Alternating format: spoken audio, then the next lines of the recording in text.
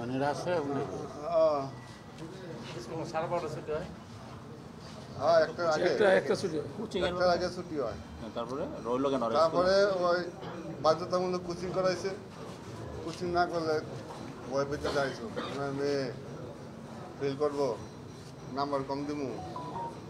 আজকে 2 মাস ধরে তাদের কোচিং চাপ দিয়ে কোচিং করাইতেছে 2 মাস ধরে। কোন ক্লাসে পড়ে? ক্লাস 3-তে পড়ে, ক্লাস 3 বাচ্চা কোচিং। বাংলা মিডিয়ামে।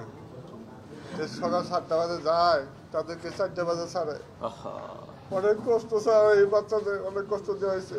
তাদেরকে আটকায় রেখে তাদের কোচিং করাইতো। 3,500 করে কোচিং এর বেতন নিত। আলাদা আলাদা কোচিং এর বেতন আলাদা, 3,500 করে নিত। টাকার জন্য পিছাস হয়ে গেছে। স্কুলের বেতন আলাদা, কোচিং এর বেতন আলাদা। স্কুলের বেতন 1700, কোচিং নিচে 3,500 করে।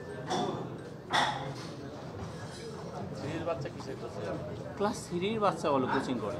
আল্লাহ, এই যে জোর করে দাও। আপনারা শুনলেন ওনার কথা। আমি এই বিচার চাই আপনাদের কাছে মাধ্যমে, মানুষজনের কৃতপক্ষের যাতে শাস্তি হয়। বাচ্চাদের যদি আজকে কোচিং না থাকতো, একটা বাচ্চা ওই ক্ষতি হতো না। ঠিক। 3 আর 4 আর কয়েকটা ক্লাস কোচিং করাতে, কোচিং এর বাচ্চাগুলো সব মারা গেছে। আমাদের এলাকায় ঘুরে ঘুরে দেখছি, জানছি। হ্যাঁ, আমাদের এই এলাকায় ওই ভবনে যা ছিল সবই কোচিং এর বাচ্চা। আচ্ছা, এই জমিগুলোর মধ্যে বেশিরভাগ নাকি না এলাকা বিল্ডিং বানাইছে? কার জমিতে বিল্ডিং করছে? সরকার জমি আমি বিচার চাই আপনাদের। অধিকাংশ